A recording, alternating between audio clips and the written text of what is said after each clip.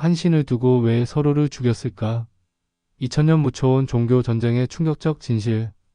저는 지난 10년간 종교사 문헌을 파고들며 한 가지 의문에 사로잡혔습니다. 왜 신의 이름으로 수많은 전쟁이 벌어졌을까요? 십자군 전쟁으로 수백만 명이 죽고 중동 분쟁으로 오늘도 피가 흐르며 테러와 보복이 끊이지 않는 이유가 무엇일까요? 그리고 오랜 연구 끝에 저는 충격적인 사실을 발견했습니다. 그것은 우리가 알던 상식과는 정반대였습니다. 오늘 이 글에서 저는 여러분에게 그 진실을 조금씩 풀어놓으려 합니다. 서두에서 답을 주지 않을 것입니다. 대신 여러분이 스스로 깨닫는 순간의 전율을 느끼게 하고 싶습니다. 2001년 9월 11일 뉴욕 쌍둥이 빌딩이 무너졌습니다. 이슬람 극단주의자들의 테러였습니다. 그 후 미국은 아프가니스탄과 이라크를 침공했고 수십만 명이 목숨을 잃었습니다. 이스라엘과 팔레스타인은 70년 넘게 전쟁을 이어가고 있습니다. 유대인과 무슬림이 서로를 향해 총을 겨누고 폭탄을 터뜨립니다. 역사를 거슬러 올라가면 십자군 전쟁이 있습니다. 1095년부터 200년 동안 기독교 국가들이 예루살렘을 차지하기 위해 이슬람 세력과 싸웠습니다. 그 과정에서 무슬림뿐 아니라 유대인까지 학살당했습니다. 더 거슬러 올라가면 로마 제국이 예루살렘을 파괴하고 유대인을 쫓아냈습니다. 이런 역사를 보면 유대교, 기독교, 이슬람은 완전히 다른 종교처럼 보입니다. 서로 용납할 수 없는 적으로 보입니다. 실제로 많은 사람이 그렇게 배웠습니다. 유대인은 예수를 메시아로 인정하지 않습니다. 기독교인은 무함마드를 예언자로 받아들이지 않습니다. 무슬림은 예수가 신의 아들이라는 주장을 강하게 거부합니다. 각 종교는 자신만의 경전을 가지고 있습니다. 유대교에는 토라가 있고 기독교에는 성경이 있으며 이슬람에는 쿠란이 있습니다. 예배 방식도 다릅니다. 유대교는 안식일에 회당에서 모이고 기독교는 일요일에 교회에 가며 이슬람은 금요일에 모스크에서 기도합니다. 심지어 먹는 음식 규율도 다릅니다. 그런데 이상한 일이 있습니다. 이 세 종교를 연구하는 학자들은 이들을 한 묶음으로 부릅니다. 아브라함 계통 종교라는 이름입니다. 왜 하필 아브라함일까요? 이것이 첫 번째 단서입니다. 아브라함은 기원전 2000년경 메소포타미아 지역에 살았던 인물입니다. 그는 우르라는 도시를 떠나 가나안 땅으로 이주했습니다. 유대교 경전인 토라는 아브라함을 유대민족의 시조라고 기록합니다. 그는 하나님으로부터 약속을 받았습니다. 그의 자손이 하늘의 별처럼 많아질 것이며 큰 민족을 이룰 것이라는 약속이었습니다. 기독교 신약성경은 아브라함을 믿음의 조상이라고 부릅니다. 그의 믿음이 모든 신자의 본이 된다고 가르칩니다. 사도 바울은 아브라함의 믿음을 여러 번 언급하며 기독교 신앙의 뿌리로 제시합니다. 그런데 놀라운 것은 이슬람입니다. 쿠란에서 아브라함은 이브라임이라는 이름으로 등장하며 가장 중요한 예언자 중 한 명으로 존경받습니다. 무함마드보다 먼저 하나님의 메시지를 전한 인물로 인정받습니다. 메카의 카바 신전도 아브라함과 그의 아들 이스마엘이 세웠다고 믿습니다. 한 사람이 세 종교 모두에서 핵심 인물입니다. 이것은 우연일까요? 아닙니다. 이것은 시작입니다. 아브라함에게는 두 아들이 있었습니다. 이스마엘과 이삭입니다. 이스마엘은 하갈이라는 여종에게서 태어났고 이삭은 정처 사라에게서 태어났습니다. 유대교와 기독교는 이삭의 계보를 따라갑니다. 이삭의 아들 야곱이 이스라엘이라는 이름을 받았고 그의 12아들이 이스라엘 12지파의 조상이 되었습니다. 그런데 이슬람은 이스마엘의 계보를 따라갑니다. 아랍인들이 이스마엘의 후손이라고 믿으며 무함마드도 이스마엘의 혈통에서 나왔다고 전해집니다. 즉 유대인과 아랍인은 아브라함을 공통조상으로 두고 있는 것입니다. 그들은 사촌관계입니다. 수천 년 동안 싸워온 두 민족이 실제로는 같은 할아버지를 둔 친척이라는 사실, 이것을 아는 사람이 얼마나 될까요? 이제 더 깊이 들어가 보겠습니다. 세 종교가 믿는 신을 살펴보면 또 다른 진실이 드러납니다. 유대교에서는 신을 야훼라고 부릅니다. 스스로 있는 자라는 뜻입니다. 이 신은 우주를 창조했고 천지만물을 지배하며 역사를 이끌어갑니다. 유일신입니다. 다른 신은 없습니다. 우상 숭배를 엄격히 금지합니다. 기독교는 이 야훼를 그대로 받아들입니다. 구약성경은 유대교 경전과 동일합니다. 다만 기독교는 여기에 신약성경을 더했고 예수 그리스도를 통한 구원을 강조합니다. 삼위일체라는 독특한 신이해를 발전시켰지만 근본적으로 믿는 신은 유대교의 야훼와 같은 분입니다. 이슬람에서는 신을 알라라고 부릅니다. 많은 사람이 알라를 완전히 다른 신으로 생각하지만 이것은 오해입니다. 알라는 아랍어로 신이라는 뜻일 뿐입니다. 아랍 기독교인들도 신을 알라라고 부릅니다. 쿠란은 명확히 말합니다. 우리가 믿는 신은 아브라함의 신, 모세의 신, 예수의 신과 같은 분이라고 말입니다. 더 놀라운 사실이 있습니다. 세 종교의 경전을 비교해보면 겹치는 부분이 엄청나게 많습니다. 유대교의 토라는 5권의 책으로 이루어져 있습니다. 창세기, 출애굽기, 레위기, 민수기, 신명기입니다. 기독교의 구약성경 첫 5권이 바로 이 토라입니다. 완전히 동일합니다. 기독교는 유대교 경전을 그대로 자신의 경전으로 받아들였습니다. 이슬람의 쿠란은 어떨까요? 쿠란에는 아담과 이브의 이야기가 나옵니다. 노아의 홍수 이야기가 나옵니다. 아브라함의 이야기, 모세의 이야기, 다윗과 솔로몬의 이야기가 모두 나옵니다. 심지어 예수와 마리아의 이야기도 상당 부분 등장합니다. 쿠란은 자신이 토라와 복음을 확증하는 책이라고 스스로 밝힙니다. 이전 경전들의 메시지를 완성하는 최종 계시라고 주장합니다. 예루살렘이라는 도시를 생각해 보십시오. 이 도시는 세 종교 모두에게 가장 중요한 성지입니다. 유대교에게 예루살렘은 다윗 왕이 수도로 정한 곳이며 솔로몬이 성전을 세운 곳입니다. 유대인들은 2000년 동안 흩어져 살면서도 예루살렘을 향해 기도했습니다. 기독교에게 예루살렘은 예수가 십자가에 못 박힌 곳이며 부활한 곳입니다. 기독교 역사상 가장 중요한 사건들이 모두 예루살렘에서 일어났습니다. 이슬람에게 예루살렘은 무함마드가 승천한 곳입니다. 메카, 메디나에 이어 세 번째로 중요한 성지입니다. 한 도시를 세 종교가 동시에 가장 거룩한 곳으로 여긴다는 것, 이것이 의미하는 바는 무엇일까요? 세 종교의 예언자들을 보면 더욱 분명해집니다.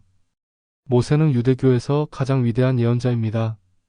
그는 이스라엘 백성을 이집트에서 구출했고 시나이 산에서 십계명을 받았습니다. 토라를 기록한 인물로 여겨집니다. 기독교도 모세를 존경합니다. 신약 성경은 모세를 여러 번 언급하며 예수를 모세보다 더 위대한 존재로 제시합니다. 쿠란에서 모세는 무사라는 이름으로 나오며 가장 많이 언급되는 예언자 중 하나입니다. 이슬람은 모세를 진정한 예언자로 인정하고 그가 전한 메시지를 하나님의 말씀으로 받아들입니다.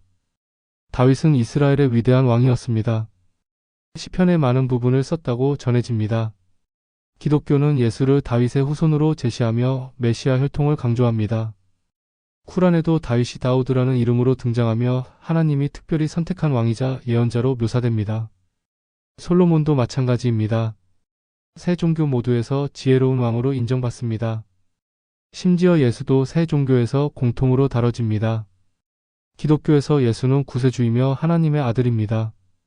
유대교는 예수를 메시아로 인정하지 않지만 예수가 실존 인물이었고 유대인이었다는 사실 자체는 부정하지 않습니다. 이슬람에서 예수는 이사라는 이름으로 나오며 위대한 예언자 중 한 명입니다. 쿠란은 예수가 동정녀 마리아에게서 기적적으로 태어났다고 인정합니다. 예수가 병을 고치고 죽은 자를 살렸다고 기록합니다. 다만 예수를 신의 아들로 보는 것은 거부하고 인간 예언자로 여깁니다. 여기서 잠시 멈추고 생각해 보겠습니다. 같은 신을 믿고 같은 조상을 둔하고 같은 예언자들을 인정하며 같은 성질을 거룩하게 여기는 종교들이 왜 서로 싸웠을까요? 역사를 보면 답이 나옵니다. 종교적 차이 때문에 싸운 것이 아닙니다. 땅과 권력 때문에 싸웠습니다. 십자군 전쟁은 표면적으로 성지 탈환을 내세웠지만 실제로는 유럽의 경제적 팽창과 정치적 이해관계가 얽혀 있었습니다. 이스라엘과 팔레스타인 분쟁도 종교 전쟁이 아닙니다. 누가 그 땅에서 살 권리가 있는가 하는 영토 분쟁입니다. 테러와 보복도 대부분 정치적 불만과 경제적 박탈감에서 비롯됩니다. 종교는 명분으로 이용되었을 뿐입니다. 세 종교의 핵심 가르침을 보면 놀랍도록 비슷합니다. 십계명은 유대교의 가장 기본적인 율법입니다. 하나님 외에 다른 신을 섬기지 말라, 우상을 만들지 말라, 하나님의 이름을 함부로 부르지 말라, 안식일을 지켜라, 부모를 공경하라, 살인하지 말라, 간음하지 말라, 도둑질하지 말라, 거짓 증언하지 말라, 탐내지 말라. 이 10가지 계명은 기독교도 그대로 받아들입니다. 이슬람도 실질적으로 같은 내용을 가르칩니다. 쿠란은 유일신 숭배, 부모 공경, 살인 금지, 간음 금지, 도둑질 금지, 거짓말 금지를 반복해서 강조합니다. 자성과 구제도 세 종교 모두에서 중요합니다. 유대교는 째다카라는 개념으로 가난한 자를 돕는 것을 의무로 가르칩니다. 기독교는 이웃사랑을 강조하며 가난한 자, 병든 자, 소외된 자를 돌보라고 합니다. 이슬람의 5대 의무 중 하나가 자카트라는 구제입니다. 재산의 일정 부분을 가난한 이에게 나누는 것을 종교적 의무로 규정합니다. 기도와 금식의 전통도 공통적입니다. 유대교는 하루 3번 기도하는 전통이 있고 용키푸르라는 속죄일에 금식합니다. 기독교는 주기도문을 통해 기도를 가르치고 사순절 기간에 금식하는 전통이 있습니다. 이슬람은 하루 5번 기도를 의무로 하며 라마단 한 달 동안 해가 떠 있는 동안 금식합니다. 할례 의식도 유대교와 이슬람에 공통적으로 나타납니다. 유대교는 남자아이가 태어난 지 8일째 되는 날 할례를 합니다. 이것은 아브라함과 하나님의 언약의 표시입니다. 이슬람도 남자아이에게 할례를 합니다. 무함마드의 전통을 따르는 것이지만 근본적으로는 아브라함의 전통에서 비롯되었습니다. 천사와 악마, 천국과 지옥에 대한 믿음도 세 종교에서 공통적으로 나타납니다. 유대교는 천사를 하나님의 사자로 믿으며 죽음 이후의 세계에 대한 개념이 있습니다. 기독교는 천사와 악마의 존재를 분명히 가르치고 최후의 심판과 천국, 지옥을 믿습니다. 이슬람도 천사, 특히 가브리엘 천사를 중요하게 여기며 심판의 날과 천국, 지옥을 상세히 묘사합니다. 역사적으로 이 세 종교가 어떻게 갈라져 나왔는지 보면 더욱 분명해집니다. 기원전 1000년경 유대교가 확립되었습니다. 바빌론 유수와 성전 재건을 거치며 유일신 신앙이 더욱 강화되었습니다. 기원 후 1세기에 예수가 나타났습니다. 예수는 유대인이었고 유대교 전통 안에서 활동했습니다. 그러나 그의 제자들이 예수를 메시아로 선포하면서 새로운 종교 운동이 시작되었습니다. 처음에는 유대교의 한분파였지만 점차 독립적인 종교로 발전했습니다. 특히 사도 바울이 이방인 선교를 시작하면서 기독교는 유대민족의 종교를 넘어 보편적 종교로 확장되었습니다. 7세기에 무함마드가 아라비아 반도에서 이슬람을 창시했습니다. 무함마드는 자신이 새로운 종교를 만든 것이 아니라 아브라함, 모세, 예수로 이어지는 예언자 전통을 완성한다고 주장했습니다. 이슬람은 유대교와 기독교를 인정하면서도 그것들이 왜곡되었다고 보고 쿠란을 통해 본래의 메시지를 회복한다고 가르쳤습니다. 즉, 이 세 종교는 처음부터 별개로 시작한 것이 아닙니다. 하나의 뿌리에서 갈라져 나온 가지들입니다. 유대교라는 나무에서 기독교라는 가지가 뻗어나왔고 같은 뿌리에서 이슬람이라는 또 다른 가지가 자라났습니다. 그렇다면 이 사실이 우리에게 주는 의미는 무엇일까요? 먼저 우리는 종교적 갈등을 새로운 관점에서 바라볼 수 있습니다. 서로 싸우는 것이 얼마나 어리석은 일인지 깨닫게 됩니다. 같은 조상을 둔 형제들이 유산 다툼을 하는 것과 다르지 않습니다.